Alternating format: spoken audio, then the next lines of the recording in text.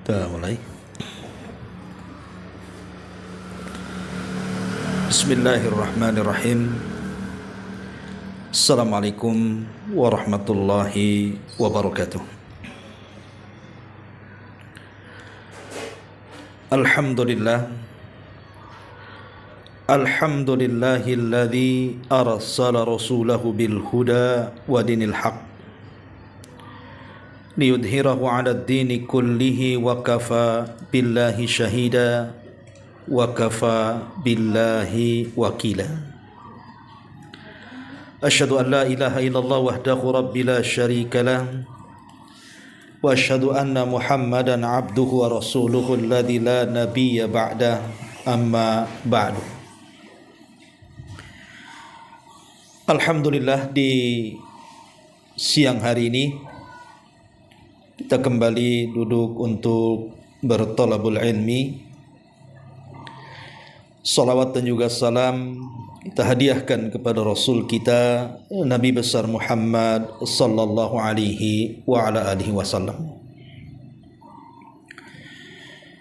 Ma'asyiral muslimat yang dimuliakan Allah Subhanahu wa taala, alhamdulillah, tema di siang hari ini masih bicara tentang tarhib Ramadan, karena dalam hitungan hari insyaallah kita akan masuk di bulan suci Ramadan. Tentu akan banyak kejutan-kejutan, rahasia-rahasia, keutamaan-keutamaan yang akan didapat selama bulan Ramadan. Karena Ramadan itu bagaimanapun menanamkan sebuah kebahagiaan di batin-batin kaum muslimin dimanapun mereka berada. Ma'asyiral muslimat yang dimuliakan Allah Subhanahu wa ta'ala, karena begitu banyaknya keistimewaan dan kemuliaan di bulan Ramadan dari semua ibadah yang Allah perintahkan untuk dikerjakan, dan juga panjangnya pembahasan, maka kita akan fokuskan seputar ibadah yang inti di bulan Ramadan, yaitu ibadah puasa. Apa saja keutamaan puasa itu? Apa rahasia-rahasianya? Apa hikmah-hikmah yang ada di dalam puasa itu? Tentu dengan mengenal keutamaan dan kemuliaan ibadah puasa ini, semoga bisa merangsang kepada kita untuk lebih melakukan ibadah yang mulia, ibadah puasa ini. Kita akan bahas dari segi keutamaannya dulu. Apa sih keutamaan puasa itu? Kenapa pula kemudian umat Islam diperintahkan untuk puasa? Ma'asyiral muslimat yang dimuliakan Allah Subhanahu wa taala, yang pertama di antara keutamaan puasa, puasa ini memiliki kedudukan yang mulia, baik di dalam agama Islam ataupun di luar daripada agama Islam. Karena kewajiban puasa itu bukan hanya diwajibkan kepada kita umat Islam, tapi juga diwajibkan kepada umat sebelum Islam. Tidak mungkin sebuah ibadah tidak menjadi mulia kalau kewajibannya saja sifatnya merata, di mana semua agama-agama langit diperintahkan Allah Subhanahu wa taala untuk puasa. Ini menunjukkan bahwa kedudukan puasa itu sangat mulia. Dan itu diisyaratkan di dalam Al-Baqarah 183, ya ayyuhalladzina amanu kutiba alaikumus siyam kama kutiba alal ladzina min qablikum la'allakum tattaqun. Wahai orang-orang yang beriman, telah diwajibkan kepada kalian puasa sebagaimana telah diwajibkan puasa ini kepada umat sebelum kalian. Hikmahnya adalah agar kalian menjadi orang yang bertakwa. Lihat bagaimana Allah Subhanahu wa taala menghabarkan kepada kita bahwa kewajiban puasa itu bukan diwajibkan kepada kita saja umat Islam, tetapi juga diwajibkan kepada sebelum Islam. Tentu yang dimaksud kama kutiba 'alal ladzina min qablikum, sebagaimana diwajibkan kepada umat sebelum kalian, bukan dari segi tata caranya dan bukan dari segi waktunya. Tata cara tentu akan berbeda puasa kita dengan mereka. Waktu juga akan berbeda dengan mereka. Kita puasa di bulan Ramadan, boleh jadi mereka puasa di luar Ramadan. Tata cara kita juga berbeda dengan tata cara mereka, di mana kita puasa makan sahur, mereka tidak makan sahur. Dan banyak lagi perbedaannya. Lalu yang disamakan di dalam ayat ini sisi apanya? Yang disamakan dalam ayat ini sisi hukumnya. Sama-sama diwajibkan. Ketika kemudian puasa ini bukan hanya dikhususkan kepada umat Islam, tetapi juga umum bagi seluruh agama-agama langit yang Allah turunkan seperti Yahudi dan Nasrani, itu menunjukkan bahwa puasa ini bukan ibadah biasa, tapi ibadah yang mulia dan luar biasa karena kewajibannya menyeluruh, diwajibkan kepada semua agama. Ini yang pertama. Kemudian yang kedua, bahwa puasa ini satu-satunya ibadah yang mudah seseorang itu mencapai predikat takwa. Makanya Allah Subhanahu wa taala tutup ayatnya la'allakum tattaqun, agar kalian menjadi hamba Allah yang bertakwa. Dan takwa itu artinya secara global menjauhi atau menjalankan seluruh perintah-perintah Allah dan menjauhi semua larangan-larangan Allah Subhanahu wa taala. Itulah takwa. Jadi takwa itu seseorang menjalankan seluruh perintah. Baik dalam perintah itu ada sesuatu yang kita tidak sukai, atau menjauhi yang diharamkan atau yang dilarang Allah Subhanahu wa taala, walaupun dalam larangan itu ada yang kita sukai. Lah puasa itu mudah seseorang itu untuk mencapai predikat takwa. Kenapa? Karena kenyataannya memang seperti itu. Di mana bulan Ramadan itu Allah Subhanahu wa taala membuka seluruh pintu sorga, menutup seluruh pintu neraka, dan setan-setan diikat. Dengan terbukanya pintu sorga dan tertutupnya pintu neraka, kita ini mudah untuk melaksanakan perintah. Dengan diikatnya syaitan, maka kita juga mudah untuk menjauhi larangan. Karena syaitanlah yang suka menghembus-hembuskan agar kita bermaksiat kepada Allah Subhanahu wa taala. Dan alhamdulillah banyak kaum muslimin yang mereka berhasil ketika melawan godaan-godaan syaitan. Buktinya kita lihat Ramadan. Orang yang salat ke masjid jauh lebih banyak dibandingkan yang tidak ke masjid. Orang yang baca Quran jauh lebih banyak dibandingkan orang yang tidak baca Quran. Orang yang sedekah jauh lebih banyak dibandingkan di luar Ramadan. Bahkan orang yang bertobat juga sama, lebih mudah dilakukan di bulan Ramadan, dan begitu seterusnya. Dan ini tanda-tanda bahwa puasa itu mengantarkan kita kepada ketakwaan kepada Allah Subhanahu wa taala. Apalagi takwa puasa sendiri bisa dan mampu menekan hawa nafsu. Seperti hawa nafsu makan bisa ditekan dengan puasa. Hawa nafsu tidur bisa ditekan dengan puasa. Hawa nafsu kemaluan bisa ditekan dengan puasa. hawa nafsu, pergaulan, bergaul ke sana kemari bisa ditekan dengan puasa. Sehingga ketika hawa nafsu kita bisa tekan, maka tangga menuju takwa itu lebih mudah dengan ibadah puasa. Ini yang kedua. Yang ketiga, bahwa ibadah puasa itu melahirkan sebuah akhlak mulia dalam Islam. Apa itu? Sabar. Puasa ini melahirkan akhlak sabar. Bagaimana kemudian tidak melahirkan akhlak sabar? Sementara sabar dengan 3 tingkatannya itu semua ada pada puasa. Sabar ketika menjalankan perintah, sabar ketika menjauhi larangan, sabar dengan menerima qada dan qadar. Itu 3 sabar ada di puasa.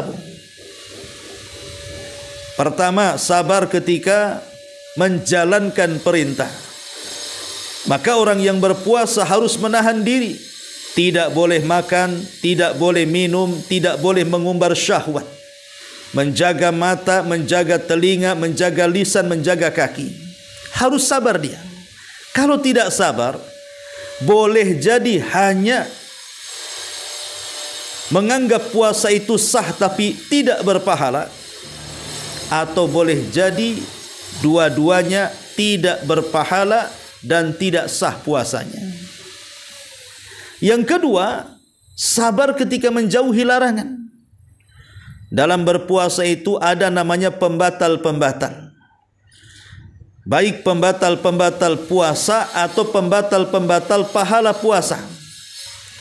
Seperti pembatal-pembatal puasa, seseorang melakukan hubungan suami istri, makan, minum di bulan Ramadan, muntah secara sengaja, dan lain sebagainya. Ataupun larangan-larangan yang bisa menghapuskan pahala puasa, seperti tidak menundukkan pandangan ke yang haram, masih mendengarkan telinga yang diharamkan, masih bicara sesuatu yang dusta yang diharamkan, masih melangkahkan kaki ke tempat-tempat haram. Maka ini harus tercegat dalam puasa, supaya puasanya sah dan puasanya berpahala. Adapun yang ketiga, sabar di dalam berusaha untuk mengamalkan qada dan qadar. Yang namanya lapar kalau tidak minum itu sudah takdir. Yang namanya haus kalau tidak minum itu sudah takdir. Dan kita harus menerima takdir haus dan lapar itu. Lihat bagaimana 3 kesabaran ini ada pada puasa. Makanya di antara kemuliaan puasa melahirkan sifat sabar. Dan sabar ini memiliki pahala yang tidak terbatas. Allah mengatakan, innama yuwaffas sabiruna ajrahum bighairi hisabin. Sesungguhnya Allah akan membalas pahala orang yang sabar itu tanpa batas. Subhanallah. Bagaimana orang yang berpuasa itu diberikan pahala karena kesabarannya tanpa batas. Ini yang ketiga. Yang keempat, orang yang berpuasa itu akan mendapatkan 2 kebahagiaan. Orang yang berpuasa akan mendapatkan 2 kebahagiaan. Pertama, kebahagiaan saat dia berbuka. Yang kedua, kebahagiaan saat dia berjumpa dengan Rabb-Nya. Dan itu disabdakan oleh Nabi SAW. Kata Nabi SAW, lis-saimi farhatan, farhatun inda fitri wa farhatun inda liqa'i rabbi. Bagi orang yang berpuasa, kata Rasul, maka mereka akan diberikan 2 kebahagiaan. Pertama, kebahagiaan saat berbuka. Yang kedua, kebahagiaan saat berjumpa dengan Rabb-Nya. Bagaimana tidak bahagia saat berbuka, Bu? Setelah kita seharian dari terbit fajar sampai terbenam matahari, kita menahan lapar, kemudian juga menahan dahaga, kemudian menahan syahwatnya. Tiba-tiba di tengah-tengah rasa lapar dan haus, kemudian kita makan dan minum. Itu kebahagiaan yang luar biasa. Karena di situ letak nikmat makan dan minum itu. Sebab orang tidak akan mendapatkan rasa nikmat dalam makan kalau dia tidak lapar. Dia tidak akan merasakan nikmat minum kalau dia tidak haus.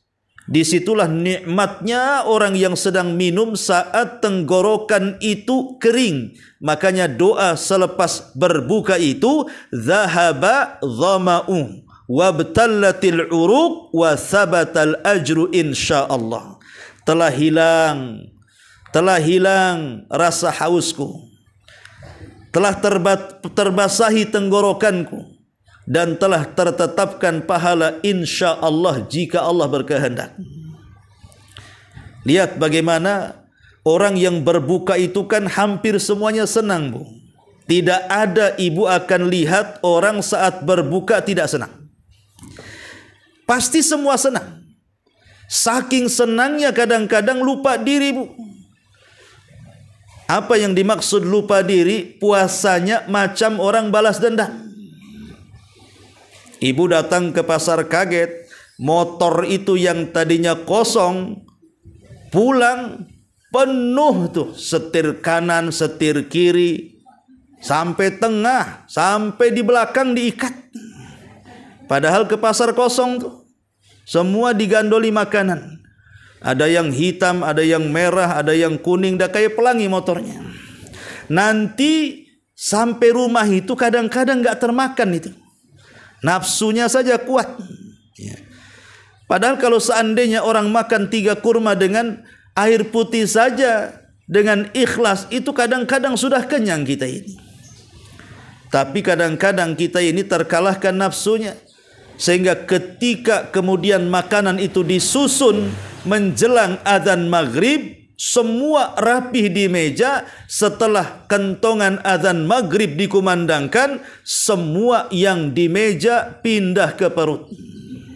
Ini kan begitu, Bu. Ya. Kalau sudah pindah ke perut, itu alamat malas, ngantuk, tidur. Jangan taraweh, maghrib, isya lewat. Ma'asyiral muslimat yang dimuliakan Allah Subhanahu wa taala, padahal, Bu, hikmah di antara kenapa disyariatkan puasa itu. Kita ini 1 tahun, 11 bulan. Macam-macam makanan itu masuk ke perut ibu kan. Rendangnya, opornya, rawonnya, tetelannya, apalagi yang panasnya, yang dinginnya, karedoknya, apalagi itu, loteknya, pincuknya, pencek apa itu, semua masuk tuh. Sambal terasinya, sambal kacangnya, semua masuk. Yang pahitnya, yang manisnya, yang asinnya, subhanallah, itu semua merusak sebenarnya. Jadi perut kita itu selama 11 bulan itu kan dirusak tuh dengan makanan-makanan itu. Allah Subhanahu wa taala akhirnya memberikan kesempatan 1 bulan untuk menservis perut sebenarnya. Ibaratnya ibu pakai mobil setahun, kemudian masuk dealer, kemudian diperbaiki, keluar itu udah kayak baru, Bu. Itulah sebenarnya Ramadan itu.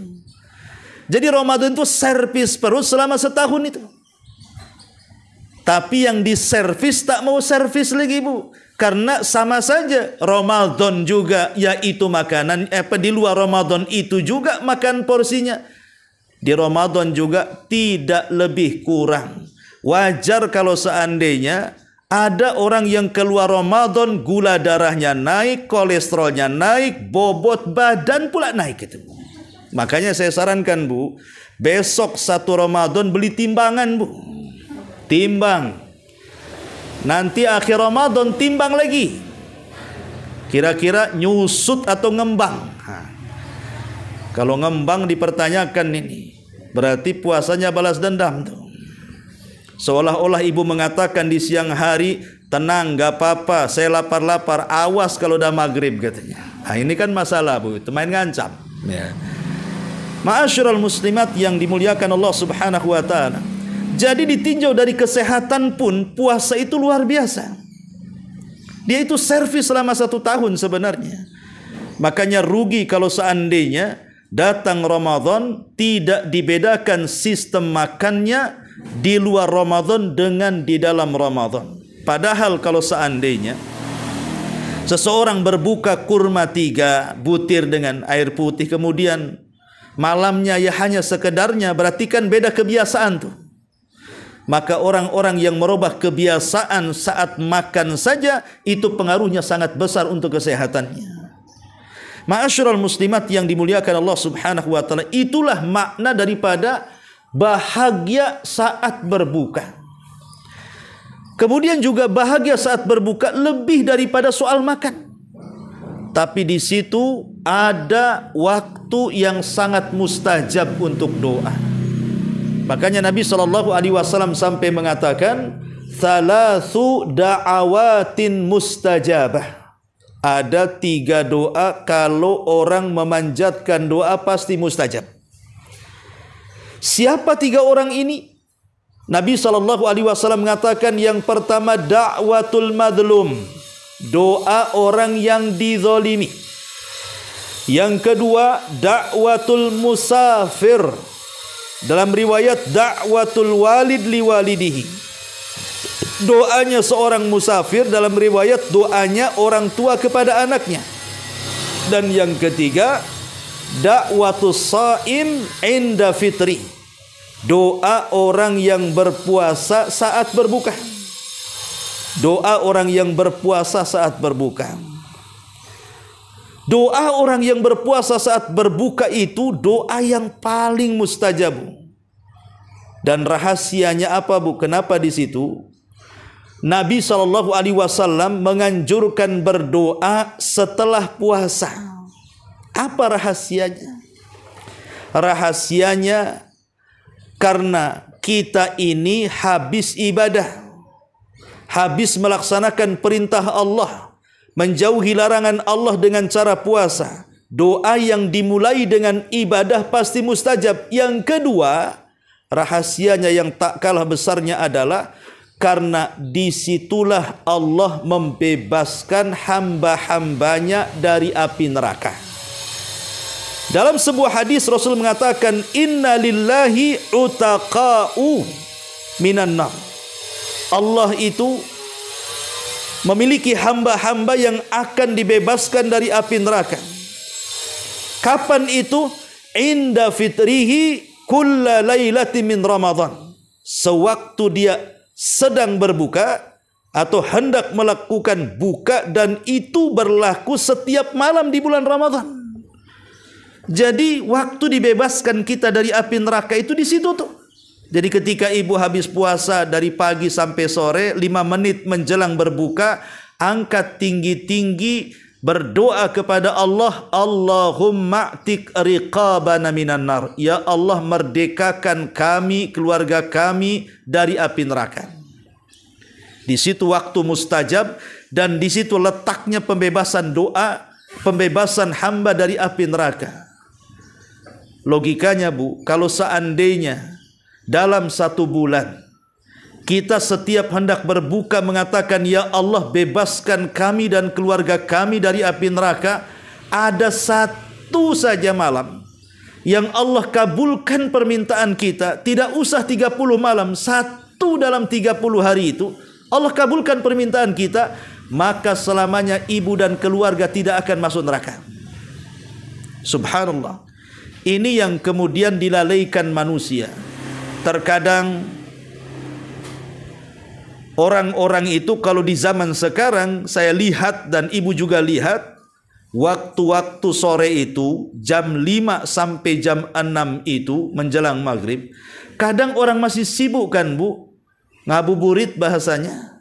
Entah ngabuburitnya ya jalan-jalan kemana gitu ya, atau menyerang dan menyerbu perang di pasar kaget ya, sampai justru bejubel-jubelnya pasar kaget itu kadang-kadang itu jam 5 lebih tuh, udah setengah 6, kadang ngantri di situ. Jadi kapan berdoanya coba? Nanti datang waktu azan maghrib masih di pasar kaget, atau masih jalan pulang, atau sampai rumah tidak sempat berdoa. Lah ini kan sangat disayangkan. Di situ sebenarnya rahasia orang itu mendapatkan kebahagiaan saat berbuka. Yang kedua, kebahagiaan saat berjumpa dengan Allah.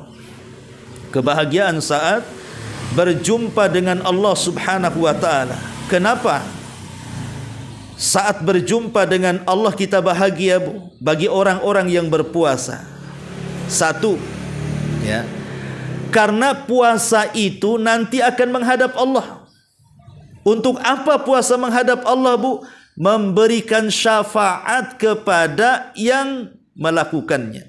Jadi nanti puasa akan datang kepada Allah dan mengatakan, ya Rabb, gara-gara aku, kata puasa, ku tahan makan dia, ku tahan minum dia, ku tahan syahwat dia, fasyafi'ni fi, maka berikan syafaat untuknya karenaku.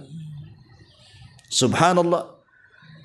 Maka puasa itu akan bisa memberikan syafaat, dan itu kebahagiaan saat berjumpa dengan Allah, karena syafaat itulah yang menyelamatkan kita dari azab neraka. Yang kedua, bahagia saat berjumpa dengan Allah, karena Allah Subhanahu wa taala akan menyimpan pahala puasa kita, dan pahala puasa kita tidak akan pernah bisa diambil orang lain kecuali dikembalikan kepada orang yang berpuasanya. Boleh jadi pahala solat bisa diambil orang karena kezaliman kita. Boleh jadi pahala zakat bisa dirampas orang karena kejahatan kita. Boleh jadi pahala zakat, pahala baca Quran bisa ditarik orang disebabkan karena kita mengambil hak-hak orang lain. Tapi puasa Allah tidak kasih. Umpamanya, ibu punya pahala salat, membawa pahala zakat, dapat pahala haji, punya pahala baca Quran, dan begitu seterusnya. Tapi di sisi lain, ibu pernah menggibah si fulanah, ibu pernah mencaci si fulanah, ibu pernah mengambil hak si fulanah, dan begitu seterusnya. Nanti pada hari kiamat, orang-orang yang ibu sakiti, yang ibu gibahi, yang ibu hina, yang ibu caci, yang ibu maki, itu akan datang kepada Allah dan mengatakan, ya Rabb, aku ingin pahala solatnya si fulan. Kenapa? Karena dia sudah menggibah aku. Yang satu mengatakan, ya Allah, aku ingin pahala zakatnya si fulan. Kenapa? Karena dia sudah mengambil hak aku. Yang lain mengatakan, ya Allah, aku ingin pahala hajinya si fulana. Kenapa? Karena dia sudah membunuhku. Saya ingin pahala baca Qur'annya fulana. Kenapa? Karena dia sudah mencuri hartaku, dan begitu seterusnya. Ketika manusia datang kepada Allah dan mengatakan, ya Allah, aku ingin pahala puasanya si fulan, si Alan, si Allana, si fulana, maka Allah mengatakan tidak bisa. Pahala puasa itu untukku. Allah tidak akan bagi-bagi pahala ini untuk kalian. Karena as-saumu li wa ana azzibih. Puasa itu untukku dan aku yang akan membalasnya. Subhanallah. Itulah kenapa kita akan bahagia berjumpa dengan Allah. Karena kita tidak akan bangkrut dengan pahala puasa. Boleh jadi kita bangkrut dengan pahala solat, kita bisa bangkrut dengan pahala haji, kita bisa bangkrut dengan pahala zakat, tapi kita tidak akan bangkrut dengan pahala puasa. Makanya rugi kalau seandainya orang masuk bulan Ramadan kok main-main dengan puasanya, main-main dengan tarawihnya, main-main dengan Qur'annya. Maka Nabi SAW mengaminkan doa Jibril yang mengatakan, ragima anfu rajulin adraka Ramadan thumman salakha falam yughfar min dhunubi. Alangkah celaka dan binasanya, kata Jibril, orang yang masuk bulan Ramadan kemudian keluar Ramadan tidak diampuni dosa-dosanya. Maka Rasul mengatakan amin, Jibril pun mengatakan amin. Subhanallah. Ya. Maka ini yang kedua, kenapa orang yang berpuasa itu sangat bahagia berjumpa dengan Allah. Pertama tadi saya katakan karena puasa akan menjadi syafaat bagi kita. Yang kedua, karena pahala puasa di hadapan Allah tidak akan dikurangi. Yang ketiga, yang lebih hebat lagi, pahala puasanya tidak ada bilangannya, saking banyaknya. Karena kalau pahala salat, pahala zakat, pahala haji, pahala baca Quran, pahala sedekah, semua ada batas bilangannya. Ada yang satu pahala dilipat gandakan menjadi 10 kali lipat pahala. Ada 10 lipat pahala digandakan menjadi 700 lipat pahala. Ada yang dari 700 pahala akan dilipat gandakan menjadi 1000, 2000, 20.000 dan begitu seterusnya. Tapi ada lipatannya, Bu. Itu kalau puasa sama ibu punya uang gak ada serinya, Bu. Saking banyaknya itu. Tidak tahu berapa jumlahnya. Itulah yang kemudian kata para ulama, tidak ada ibadah yang paling banyak pahalanya kecuali puasa. Pahala puasa ini menandingi pahala solat. Pahala puasa ini menandingi pahala zakat. Pahala puasa ini menandingi pahala haji. Pahala puasa ini menandingi pahala baca Quran. Pahala puasa ini menandingi pahala zikir dan begitu seterusnya. Pahala puasa itu banyak sekali. Tidak ada yang tahu kecuali Allah Subhanahu wa ta'ala. Maka alangkah malangnya, alangkah ruginya orang yang masuk bulan Ramadan tidak serius dengan pahalanya. Tidak serius dengan mengejar pahala puasanya. Dengan cara apa? Puasanya hanya sekedar menggugurkan kewajiban saja. Yang penting sah. Soal dapat pahala, soal tidak, gak peduli. Itu yang banyak di masyarakat, Bu. Karena puasa itu kan ada 3 tingkatan. Ada puasanya orang awam, yang penting sah, gak peduli dengan pahala. Dengan cara apa? Dia hanya puasa perutnya saja. Yang penting dari terbit fajar sampai terbenam matahari, tak makan, tak minum, tidak berhubungan suami istri. Sah-sah menurut dia. Dia tidak peduli bahwa itu hanya menggugurkan kewajiban. Tapi kalau bisa, dan ini puasa kebanyakan yang seperti ini kan, Bu ya. Puasa kebanyakan itu puasa yang penting sah. Tapi ada puasa yang betul-betul mendapatkan pahala, bukan hanya menggugurkan kewajiban, tapi lebih daripada itu mendapatkan pahala dan puasanya. Puasa apa itu? Puasa khawas namanya. Puasanya orang-orang khusus. Bukan hanya perutnya yang berpuasa, matanya juga berpuasa, tidak memandang sepandang-pandangnya. Telinganya berpuasa, tidak mendengar sedengar-dengarnya. Lisannya berpuasa, tidak bicara seomong-omongnya.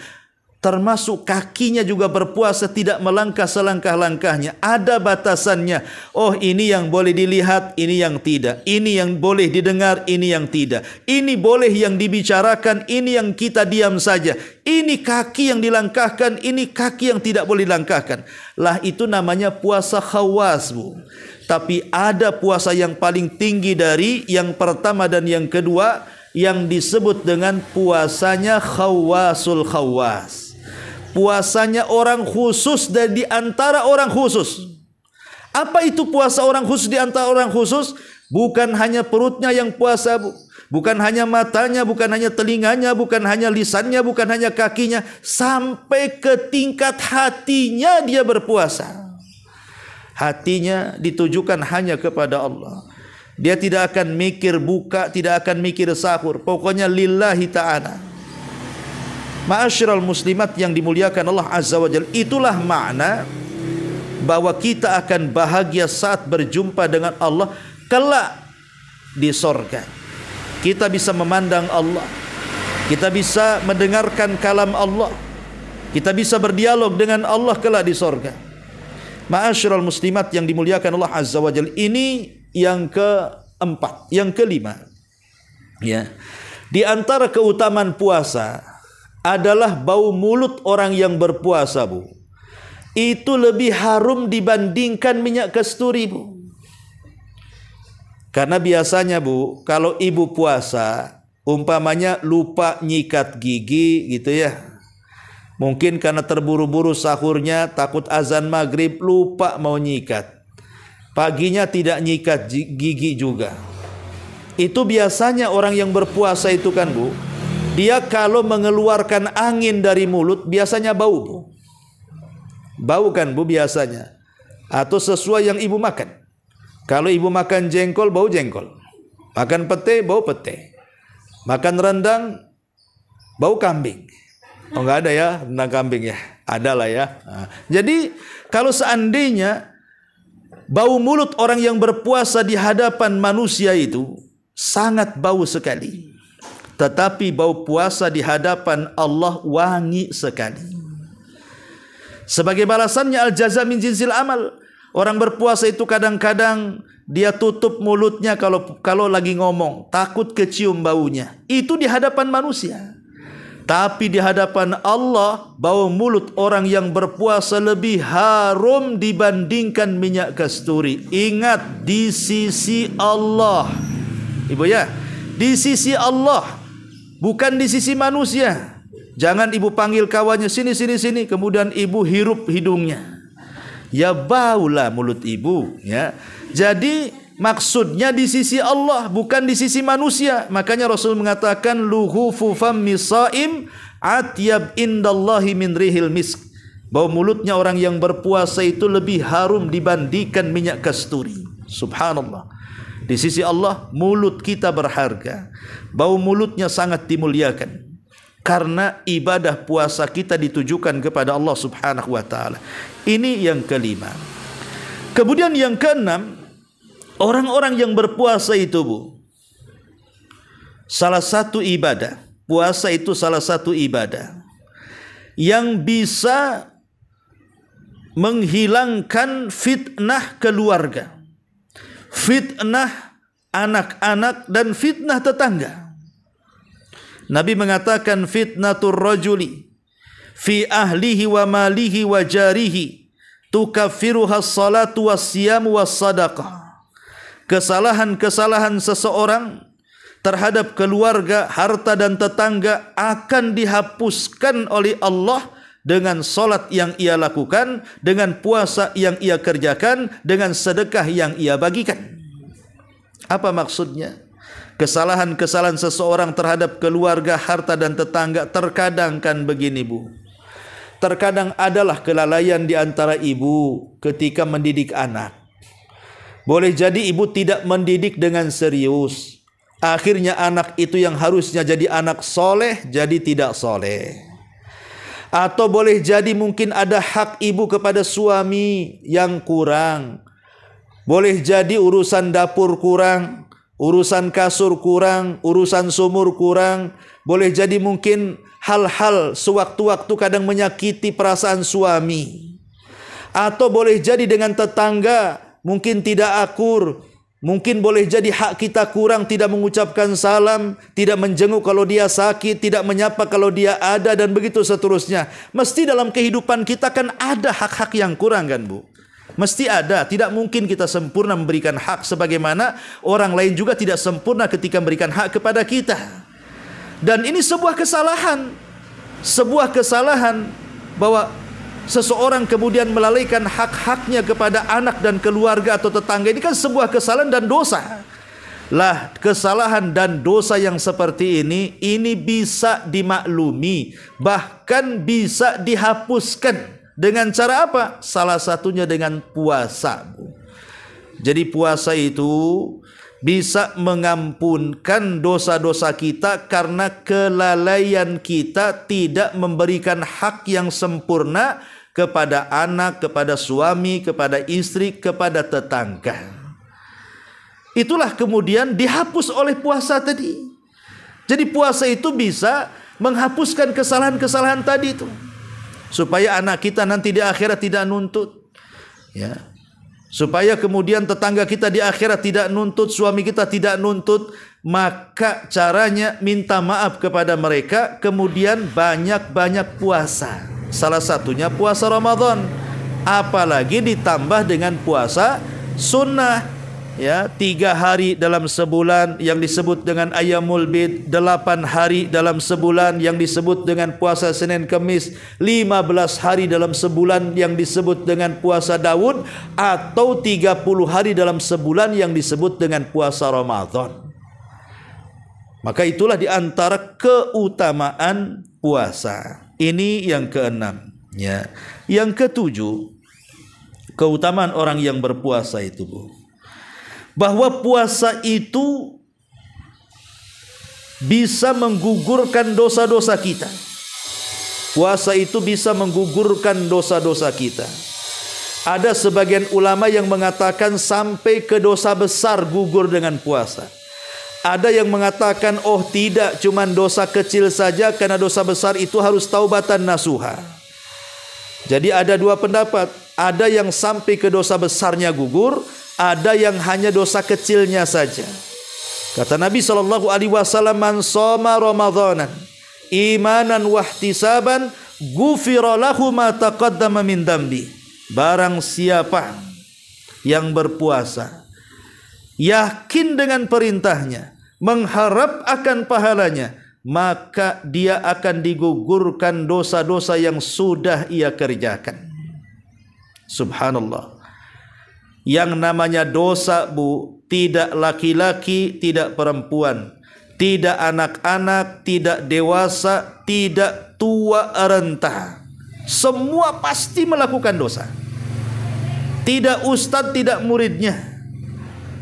Semua pasti terjerumus kepada dosa, Bu. Manusia itu tidak ada yang suci. Kalau ada orang yang mengatakan saya tidak pernah berbuat dosa, dustakan ucapannya. Karena Rasul yang mengatakan kullu bani Adam khatta'un wa khairul khatta'ina tawwabun. Setiap anak Adam itu pasti terjerumus kepada kesalahan, dan sebaik-baik orang yang melakukan kesalahan adalah orang-orang yang bertobat. Lah salah satu tobatnya adalah dengan berpuasa. Cukup ibu berpuasa dari pagi sampai sore, itu sudah menggugurkan dosa-dosa kita. Makanya sangat rugi 1 bulan lamanya kita melakukan puasa, kok tidak ada satu dosa yang tidak diampuni. Wah Allah, ini orang yang paling celaka dan binasa ini. Inilah yang didoakan Jibril dan diaminkan Nabi sallallahu alaihi wasallam. Ini juga yang ketujuh di antara fadilah orang yang berpuasa.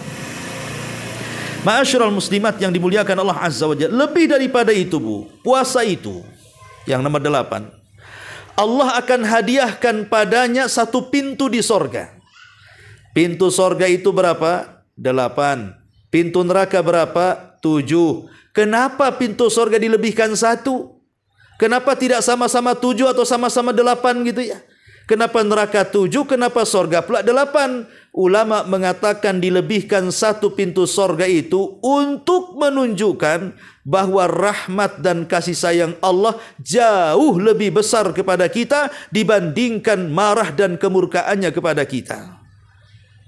Makanya sebesar apapun dosa yang kita lakukan, kalau kita minta ampun pasti Allah akan ampuni. Lah di sorga itu ada 1 pintu khusus untuk orang yang berpuasa. Yang masuk di situ hanya orang berpuasa saja, Bu. Yang tidak puasa tidak masuk. Dan itu pintu yang paling ramai.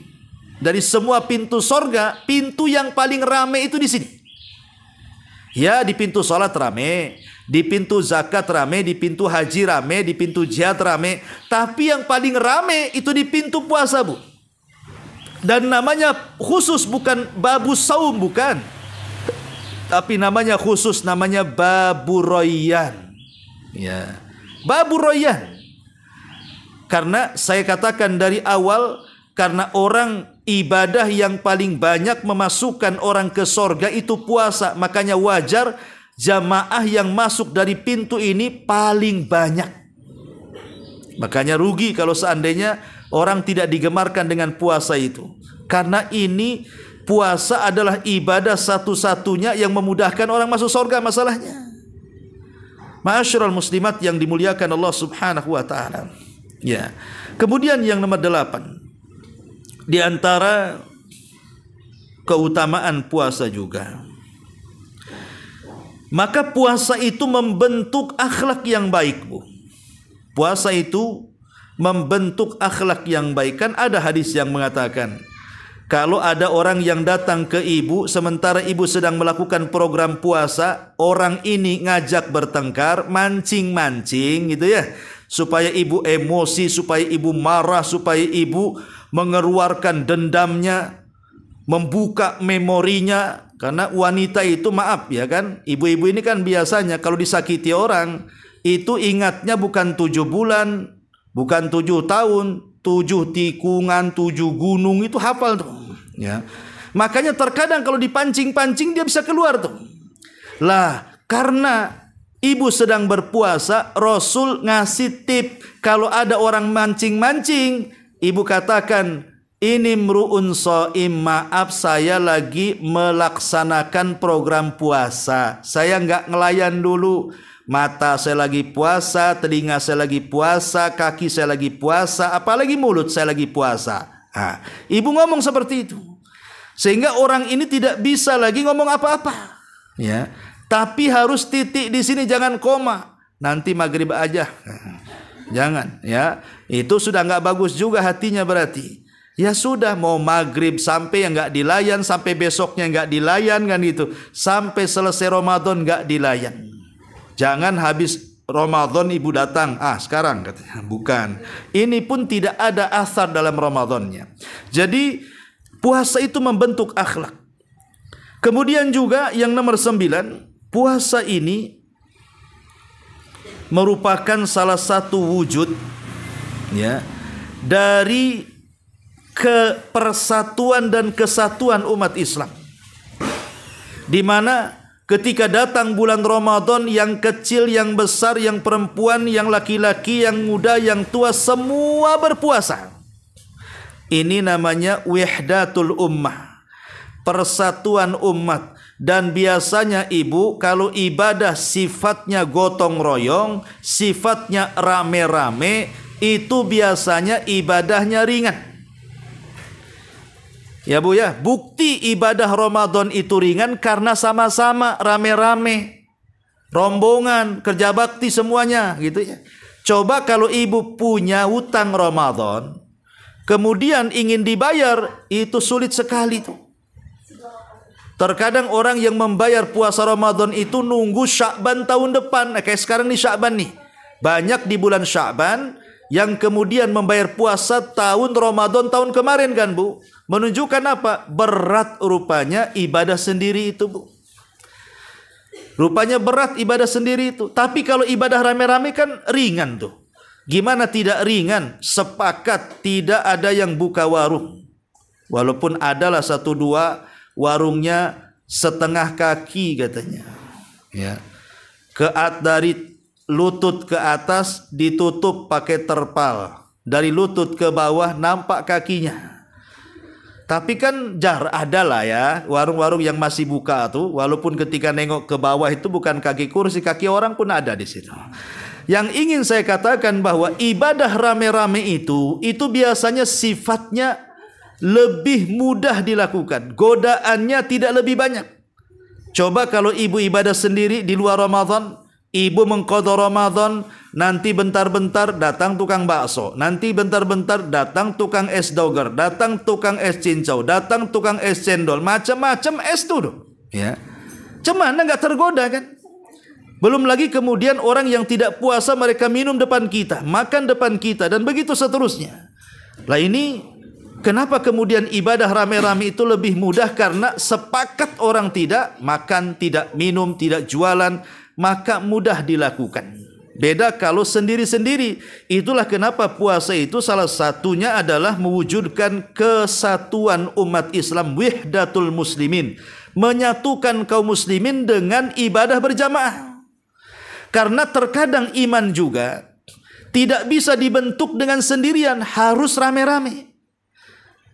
Iman itu, makanya kenapa Allah Subhanahu wa taala mengatakan ya ayyuhalladzina amanu, wahai orang-orang yang beriman. Bukan satu orang, tapi orang-orang yang beriman. Menunjukkan jamaah, banyak orang. Kutiba alaikumusiyam, diwajibkan kepada kalian berpuasa. Ketika berpuasa rame-rame, makanya iman seseorang mudah untuk naik dibandingkan puasa sendirian.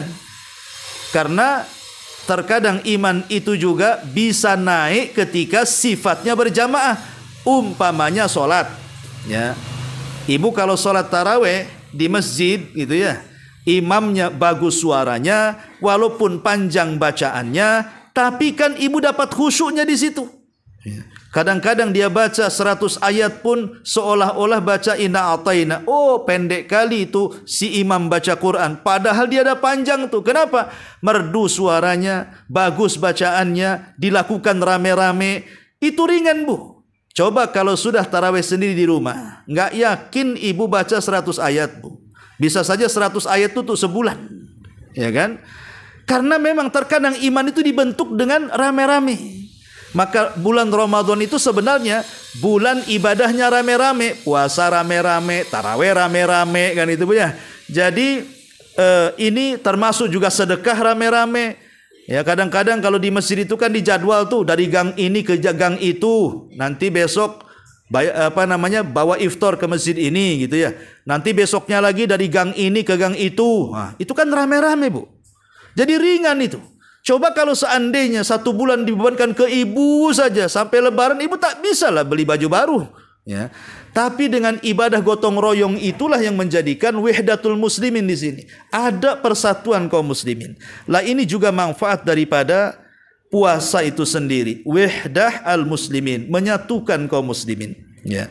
Ma'asyiral muslimat yang dimuliakan Allah Subhanahu wa taala. Kemudian juga puasa ini memberikan ketenangan kepada jiwa. Tazkiyatun nafas, membersihkan jiwa. Lihat panggilan ayat surah Al-Baqarah 183 itu. Di situ ada 3 kata, Bu. Pertama iman, yang kedua puasa, yang ketiga takwa, kan? Ya ayyuhalladzina amanu, iman. Kutiba alaikumus syiyam, puasa. La'allakum tattaqun, takwa. Iman, puasa, takwa, semua rahasia. Iman ya letaknya di hati. Puasa juga ibadah rahasia yang tidak ada yang tahu kecuali si pelaku dengan Allah. Takwa juga dalam hati. Semuanya itu tersembunyi itu. Iman tersembunyi, puasa tersembunyi, takwa juga tersembunyi. Lah tersembunyinya 3 amalan ini dan semuanya letaknya ada di hati, menunjukkan bahwa puasa itu adalah bagian daripada tazkiyatun nafsi, untuk membersihkan jiwa. Ketika jiwa bersih, maka tenanglah jiwa. Ketika tenanglah jiwa, maka terlailah kebahagiaan dalam kehidupan kita. Jadi puasa ini ibadah yang bisa mendatangkan kebahagiaan jiwa. Karena semua ibadah perintah puasa dalam Al-Baqarah 183 itu semua bicara amalan hati. Iman amalan hati, puasa amalan hati, termasuk juga takwa adalah amalan hati. Maka dengan puasa kita bisa menjernihkan hati kita. Bukan hanya sekedar menyehatkan perut saja, menservis 11 tahun kita isi racun, kemudian kita servis sebulan gitu ya. Maka hati juga sama. Terkadang hati ini kan susah dibersihkan, Bu, hati ini. Kalau ibu umpamanya membersihkan rumah kan gampang, tinggal disapu, dikasih sabun apa gitu kan, dipel, sebentar saja sudah licin. Nampak motor, bawa aja ke karwas itu, 2 jam itu sudah mengkilat tuh. Mobil juga sama. Piring kalau ibu kotor, tinggal dikasih sunlight saja sudah, ibu bisa ngaca tuh di piring itu. Jadi semua yang ada di bumi ini bisa dibersihkan. Mobil, rumah, peralatan bisa dibersihkan, Bu. Hati yang susah dibersihkan. Walaupun ibu minum sunlight seandainya 2 botol, itu hati tidak akan bersih itu. Karena tidak bisa hati itu dicuci dengan sabun sunlight, Bu. Lah hati itu hanya bisa dibersihkan dengan puasa. Ya, puasa itu sebenarnya membersihkan hati itu. Makanya orang yang benar puasanya pasti benar hatinya. Kenapa? Karena dia takut kalau seandainya puasanya tidak berpahala karena lisannya tidak dijaga. Kata Nabi SAW, rubba sa'imin laisa lahul jaza illal ju'i wal ats. Berapa banyak orang yang berpuasa tidak mendapatkan pahala kecuali lapar dan dahaga. Kenapa? Karena Allah mengatakan malam yada qaula zur. Rasul mengatakan malam yada qaula zur wal amala bih falaysa lillahi an yada ta'amahu wa syarabahu. Barang siapa yang belum mampu meninggalkan perkataan, persaksian palsu ataupun perbuatan fasik, maka tidak ada hajat bagi Allah menerima ketika dia menahan lapar dan dahaganya. Lah Karena puasa itu juga mengancam siapapun yang melakukan maksiat, maka pahala puasanya akan diambil oleh Allah dan hanya sekedar menggugurkan kewajiban saja. Maka orang yang sempurna pahalanya bukan hanya menggugurkan kewajibannya, tapi juga mengambil pahalanya, secara otomatis melahirkan akhlak dalam kehidupannya dan akan bersih hatinya. Inilah di antara 10 faedah di antara puasa yang insya Allah dalam beberapa hari lagi kita akan sampai di bulan Ramadan. Wallahu a'lam bishawab. Mungkin ini saja karena waktu juga. Sebelum saya tutup, silakan kalau ibu ada yang mau bertanya, tafadhali.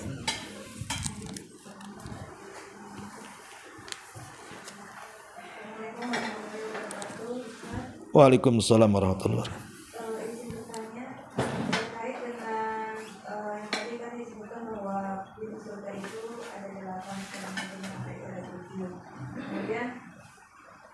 Salah satu pintunya adalah dikhususkan untuk orang-orang yang telah berpuasa. Yang ingin saya tanyakan adalah, saya pernah membaca ada satu pintu khusus yang ditunjukkan oleh pemegang kunci adalah orang-orang yang sabar. Yang ditanyakan di sini adalah apakah ini sahih? Kemudian pertanyaan satu lagi, apakah ada pintu khusus untuk orang-orang yang berat melakukan yang Waalaikumsalam warahmatullahi wabarakatuh. Maksudnya pemegang kunci pintu sorga itu bagi orang yang berpuasa dipegang oleh orang yang sabar gitu. Hah? Kalau tadi disebutkan kan pemegang pintu surga salah satunya adalah orang yang berat melakukan puasa. Kemudian anak pernah membaca ada salah satu pintu surga yang kuncinya dipegang oleh orang-orang yang bersabar. Oh, pintunya orang-orang yang sabar ya. Apakah ini sahih? Kemudian satu lagi, apakah ada pintu khusus untuk orang-orang yang yang melakukan qiyamul lail seperti itu? Jadi ada dua pertanyaan. Iya. Bismillah, alhamdulillah, salatu wassalamu ala rasulillah, amma ba'du. Tentang nama-nama pintu sorga, apakah ada pintu sorga itu pintu bagi orang yang sabar? Ya. Ada. Di mana ada satu pintu itu namanya bab al-kadhimin al-ghaib. Bab al-kadhimin al-ghaib. Pintu bagi orang yang bisa meredam emosi. Jadi kalau ibu disakiti tetangga, bisa saja ibu balas dendam. Bisa saja kalau ibu dihina, ibu menghina balik. Bisa saja kalau ibu dicaci, ibu mencaci balik. Ibu digibah, ibu menggibah balik. Bisa, dan ibu kuasa, tapi ibu tak lakukan. Itu namanya al-kadhimin al-ghaid. Dan al-kadhimin al-ghaid ini, pintu sorga yang mampu menahan amarahnya, itu bagian daripada orang-orang yang sabar. Karena orang yang sabarlah yang bisa menahan amarah. Kalau orang tidak sabar tidak bisa menahan amarah. Bagaimana caranya? Ya, jadi selain pintu salat, pintu jihad, pintu sedekah, pintu rayyan, pintu al-aiman. Lah salah satunya juga pintu al-kadhimin al-ghaid. Maksudnya al-kadhimin al-ghaid tadi orang yang penyabar, orang yang bisa menekan emosinya. Dia bisa membalas tapi dia tidak mau. Lah ada pintunya khusus tapi disebut al-kadhimin al-ghaid. Ya, di mana di balik pintu al-kadhimin al-ghaid orang yang bisa menahan amarah itu adalah sabar. Ya. Wallahu alam. Ini yang pertama. Yang kedua tadi apa pertanyaan?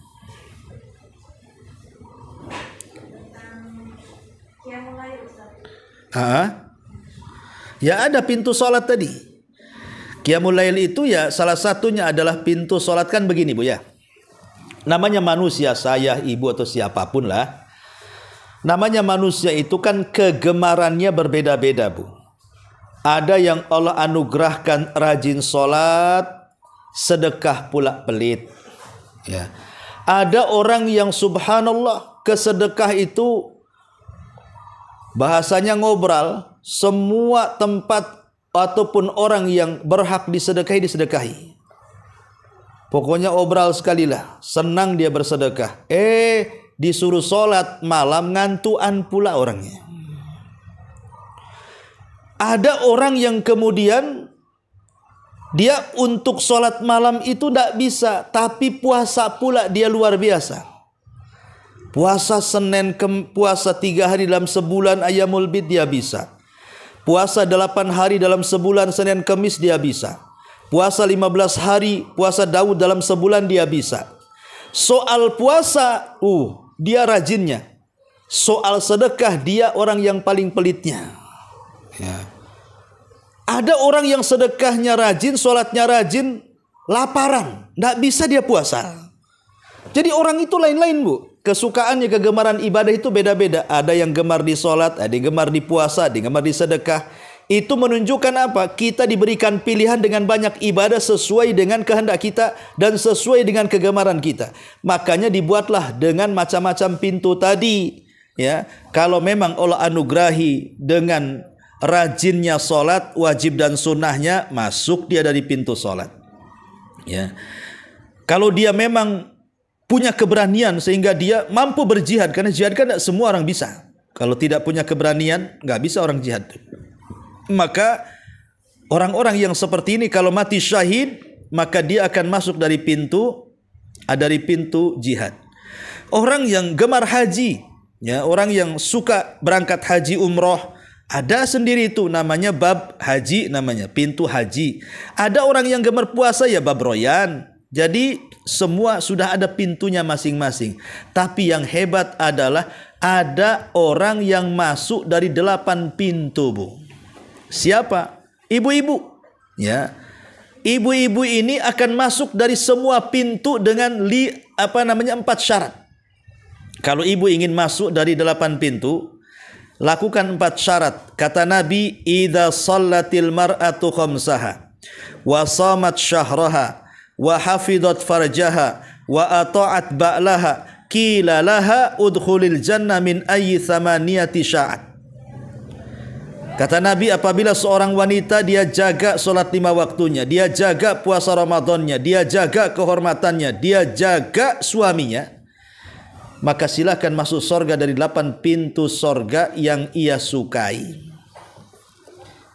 Kan enak, Bu, cuman 3-4 syarat ini saja. Ibu bisa masuk dari semua pintu, walaupun bukan ahli solat, walaupun tidak diahlikan di puasanya, walaupun tidak diahlikan mungkin di sedekahnya, dibaca Qur'annya. Tapi dengan 4 syarat ibu bisa masuk 8 pintu. Pertama, menjaga solat 5 waktu. Ini berat kan, Bu, ya. Apalagi ibu yang punya bayi, menjaga solat 5 waktu yang tepat waktu itu kan susah, Bu.